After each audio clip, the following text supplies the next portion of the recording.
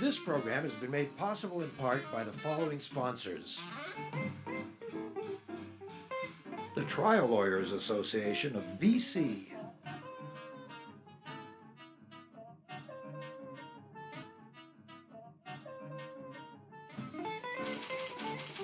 The Vancouver Courier newspaper.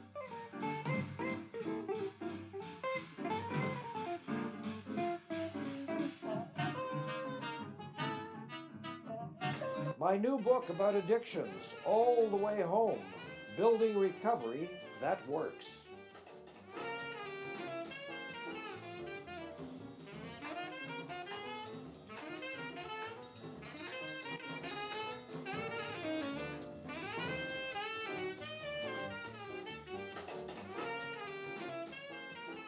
People have to die while under the care of government or government agencies, both young people and elderly people, before we as a citizenry stand up and say, look, enough, let's attend to this. Only this week we had a headline in the paper saying Lions Bay mother says system failed son in time of need.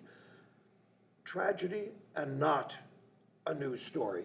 3 years ago, Lindsay Lange died while in a supportive housing unit. How supportive could it be? Not only was his death ridiculous, but what followed for his mother and for people who cared about him was perhaps even worse. In the studio today, our old friend Tom SANDBORN, who's a well-known local journalist, who wrote about the Lindsay Lange story in the Tyee, calling it, the headline was, "Why are so many dying unnoticed in BC supportive housing?" Great to have you here as always, Tom. And Lindsay's mother, Christine Harris, who has come all the way from Alberta for a number of reasons, and one is to talk to us.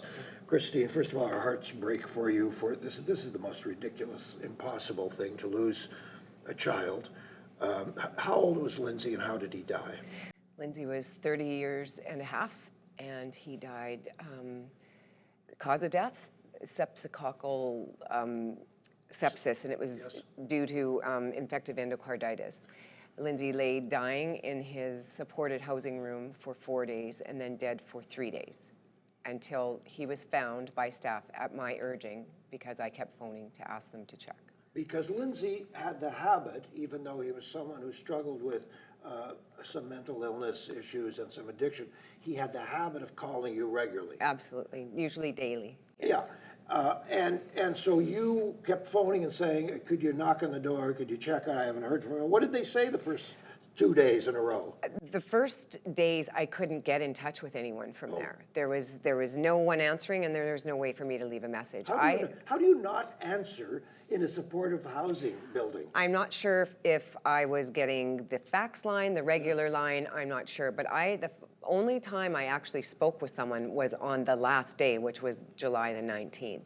And I talked to them at 9 in the morning and said, check, 9:30 in the morning, and said to check on him. They told me they couldn't give me any information, and I told them it didn't matter, just to check. So again, I was told they couldn't take a message or whatever, and I said, that's okay, we're not asking for that. I want to start with what you just said. We can't give you any information. You're the person's mother. You're his next of kin. Yeah. What is the issue there? Is that one of those privacy red herring things that people do? Yeah, it should have been. It could have been. But the fact was that I said, well, go pull his file if you need to, because I will be his next of kin, and there will be consents there for us to talk. But I said, it doesn't matter. I'm not asking you for information. I'm giving you the information. You need to go check on him. And now, because something is definitely wrong, here is my full name, here's my phone number, and again, I'm his mother. Repeat that back to me, and then please get him to call me. So then they checked. Not right away. No. No, not right away. Eventually. Yeah, they went and knocked on the door. There was no answer, so then they wrote in his file that if he wasn't seen in 24 hours, they would do a police check. Do a missing persons with the police. So how many times can a person choke to death in 24 hours? Like 90. Yeah. So I guess management then heard that I had called, and then they decided to go up and check on him, is what I was heard. So I had called at 9:30, I think, in the morning, and they actually didn't go into his room until 2:30 in the afternoon. Today, ironically, as we record this for a broadcast throughout the week here on Shaw, is Lindsay's birthday. Yes. He would have been today? 34. 34, okay. 34, Now, yeah. tell us something that I confess I only noticed this morning in rereading some of these materials. Okay. After his death, did you get his watch, his diary? Did you get any of his things? I got very little. They had gone in and totally cleaned out his room. I said to them the minute I got to speak to someone and finally knew that for sure he was dead, I said, lock up his room. Do not touch his things. I just had some kind of a feeling. But Tom Sanborn, we're going to ask you a lot of things as we go along about the follow-up and what you had to do to try to get information. But you say they cleared his room and sent most of his possessions to the landfill. Yeah. Insult to injury over and over again is one of the grace notes of this story. Excuse me for being extremely graphic and rude, but this is like spitting on a person's grave. Oh, absolutely. You know, Lindsay had issues with hygiene and with his room, and his room was horrific. Okay. And we'll make no bones yeah, about that. we understand, yeah. But I mean, obviously, he's in supported housing for a reason, and that was one of the reasons that they should have been working on him with, because they knew that was an issue. Yes. So was it the fact that they went in and saw this horrifying scene and thought they better clean that out before anybody else sees it? I don't know. How about this? And we haven't even gotten to the nightmare of how you found out about his death. How about Mrs. Harris? Okay, so your son, as you know, has passed away. So could you please come and select the things that you want to keep as mementos? You didn't get that call ever. No. This is beyond belief. Yeah. And this is a place that claims to take care of people. Yes. Yes. Yeah. How did you learn about your son's death? I found out that Lindsay passed away from a message on Facebook from someone I didn't know, A message on Facebook. from a stranger. This is a place where normally we have photos of people's cats. Yes. Yeah. A stranger. Who lived in Lindsay's building, who turned out to be a friend of his that had been worried about his well-being as well. And he wrote a message to me and said, when's Lynn's service going to be? I'm going to miss him. And you went service? I just about, Yes. I just about collapsed. Am I right, Christine, in remembering that this was one of the friends in the residence who had talked to the staff and said there was trouble with Lindsay? Would you please check on him for God's yes, sakes? Yes. He had asked them, himself and another friend, two other friends had asked staff on different occasions over those few days to check on him, and they were told that his case manager would do it on Monday or someone else would do it and not to worry about him. That very fact has resulted in something we'll come back to at the end of this conversation, your Got Your Back program, Yes. which is brilliant and wonderful. It's as old as the buddy system, imagine. Tom, tell us, let's spend a few minutes with you. How did you come to write this piece? And tell us about trying to get freedom of information from this government. Freedom of information is one of those oxymorons like military intelligence, things that contradict themselves internally. My dear friend, Judy Graves, the saintly woman who walked the back alleys of this town for decades, saving lives, brought me this story. She and Christine and I met, we had coffee.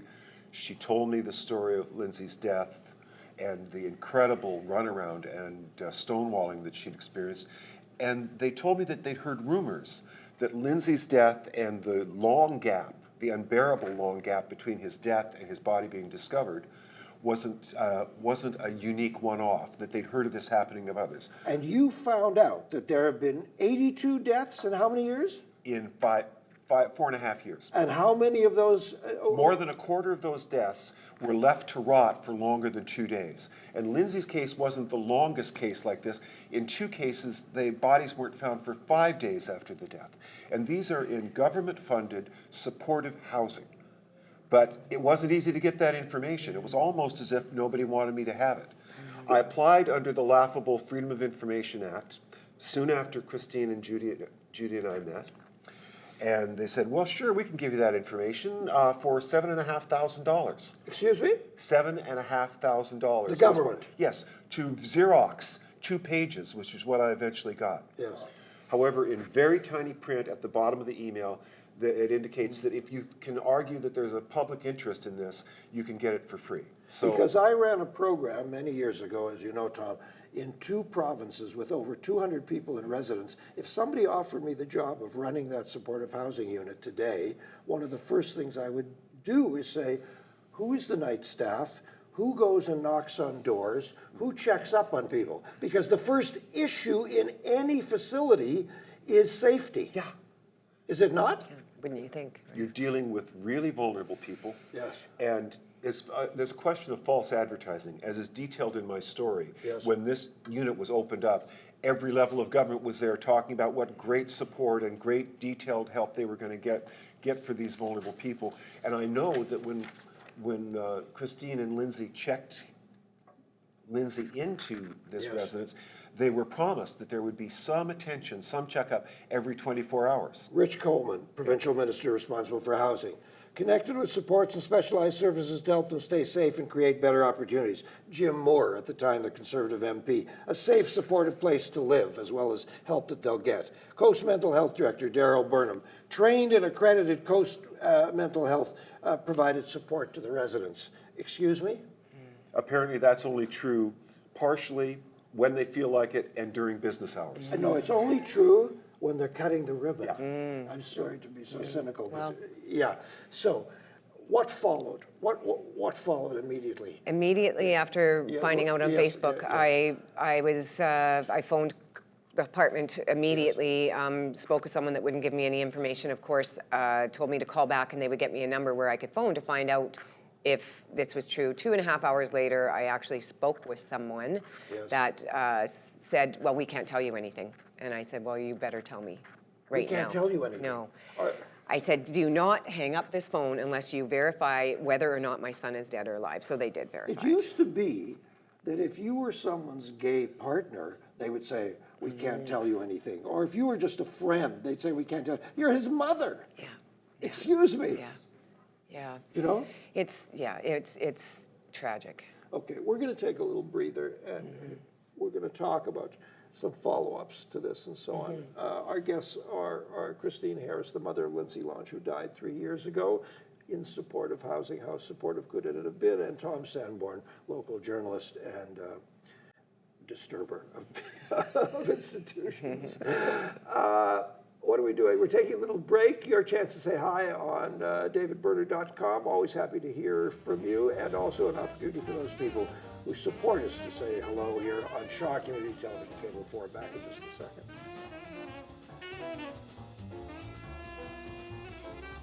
This program has been made possible in part by the following sponsors. The Trial Lawyers Association of BC.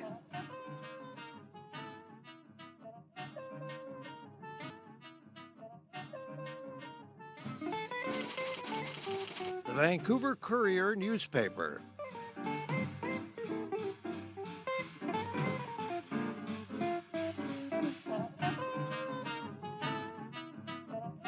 My new book about addictions, All the Way Home, Building Recovery That Works.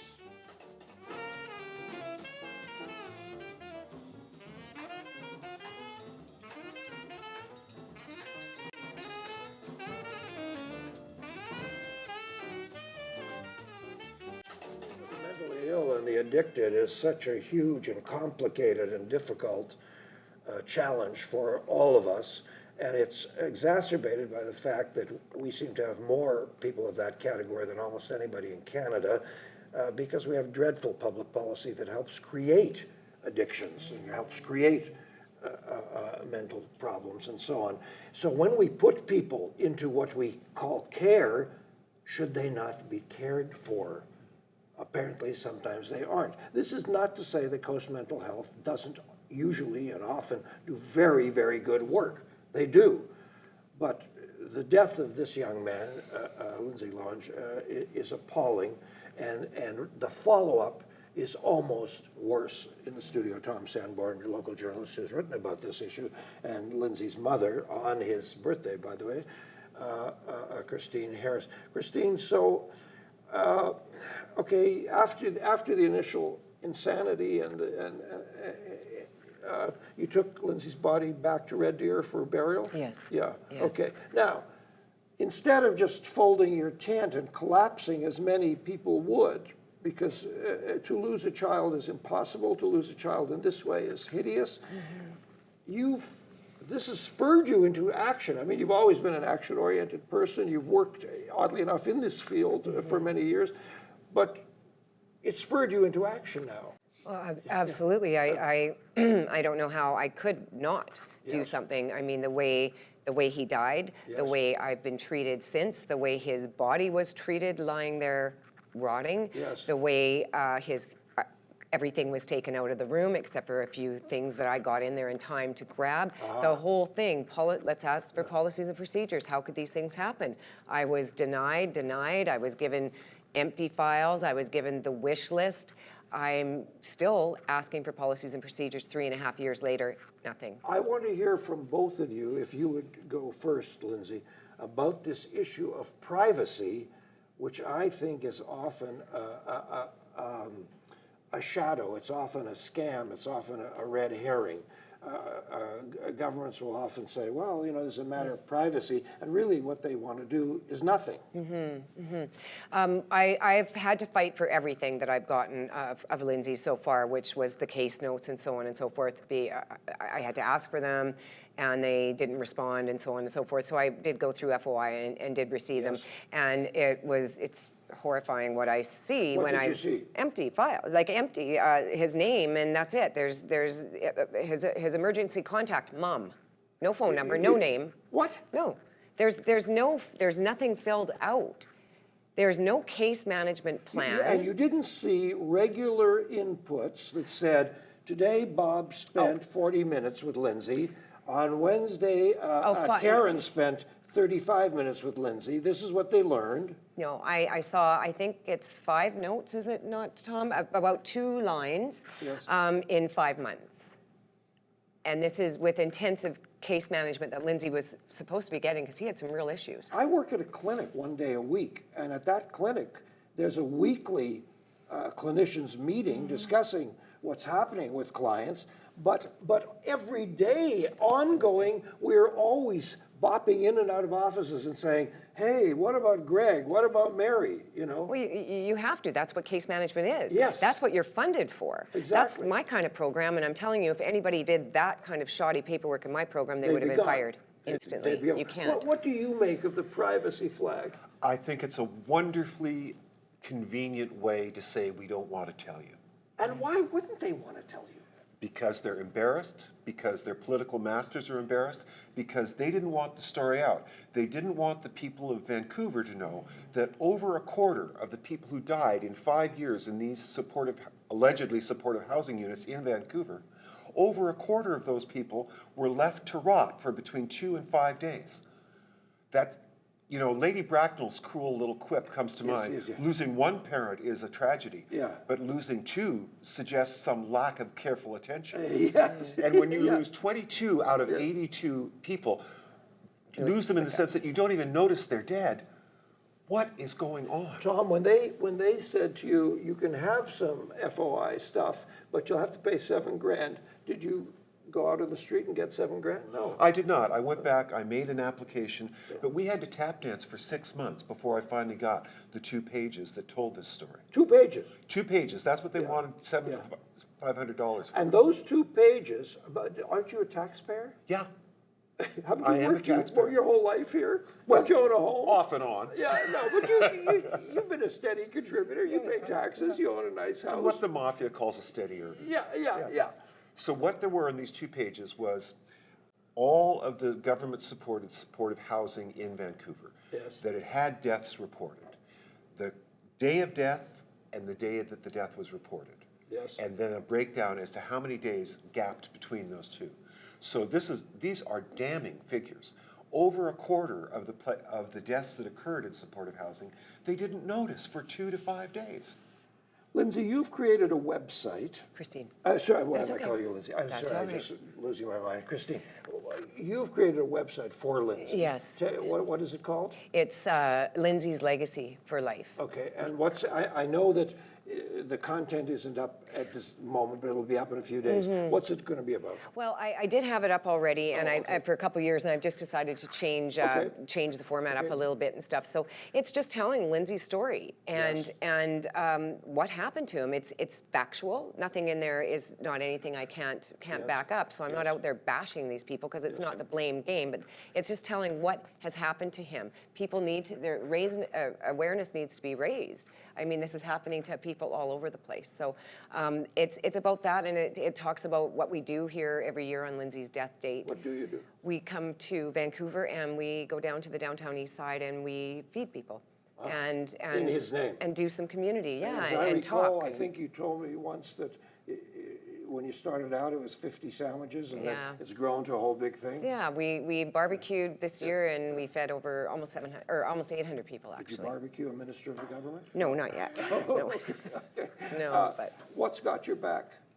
I'm looking at how Lindsay could have been saved in the housing part. Like, we know the hospital has a whole section here too that we don't have time to get into today, but Got Your Back for Life would be how one of his friends and him could have had an agreement signed that would be on file, that he could have gone up and said, Lindsay and I have an agreement, could you please check that? And it's been so many hours, please go up and look on him. So when my son was 6 years old, he was at summer camp.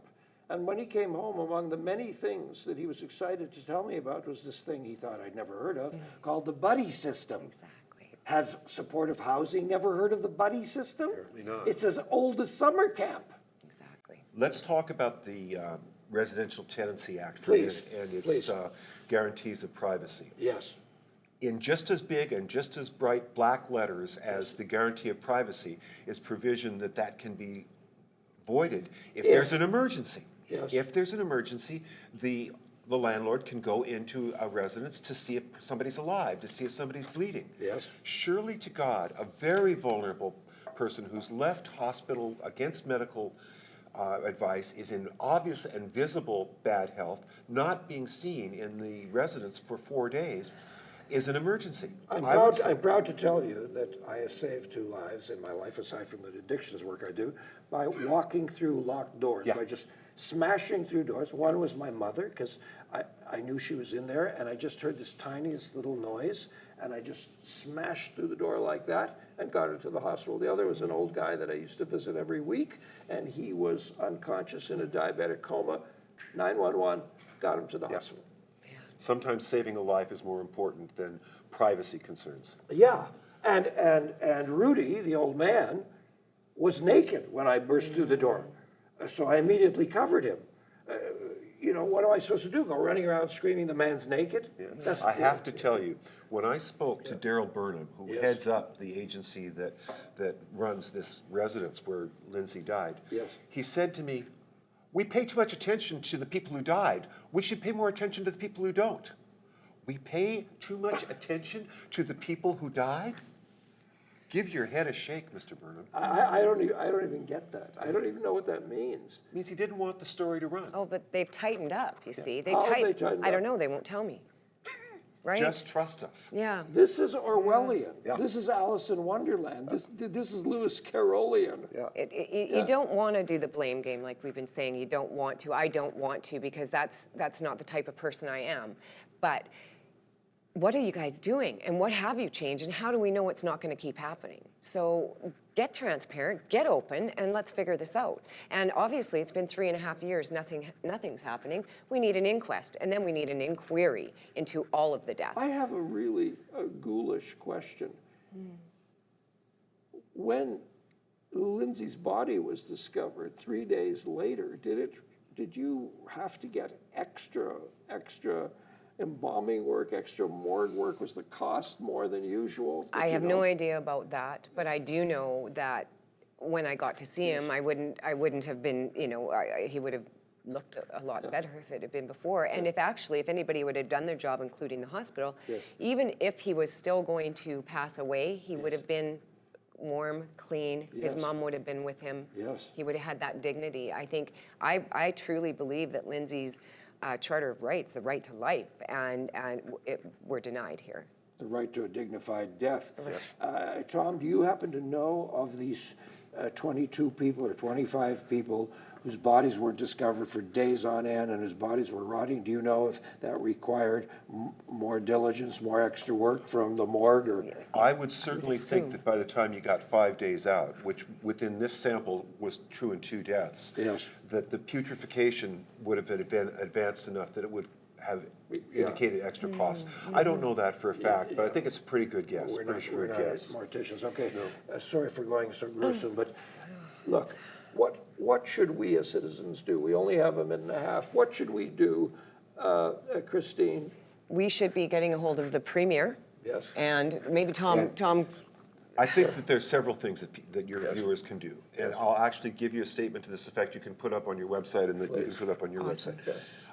My position, and it's reflected in my column, is the first thing that the government needs to do is a full and comprehensive, abject apology to this mourning mother for the way she's been mistreated, for the loss she experienced, and for the way her son was not properly protected. And then go through the files of the 22 others and apologize to those families. Absolutely. And then, as part of the examination of those files, there should be an independent inquiry. There are systematic problems here. This is happening for 25% of the deaths. Something is systematic. It's not bad people, it's a bad system. There needs to be a standard of care. There needs to be some change legislated. There's a foundation which we will not go. So tell the minister and tell the premier you want an apology and an inquiry. Christine, Very much. thanks so much. Thanks so much. Tom, wonderful to see stuff you, as Dave. always. Thanks. Always great work. All right, folks, that's it for us. Next week, a much easier, more fun kind of visitor. Catherine Ford, an old friend who was here in the first year that we did this program. She was my swimming coach, but she also runs something called the Fitness Table. And for those of you who really overdid it at Christmas and New Year's, she's going to fix you up and straighten you up and fix your back and all that stuff and get your core going. Thanks so much for being with us here today on Shaw Community Television Cable 4. Good night.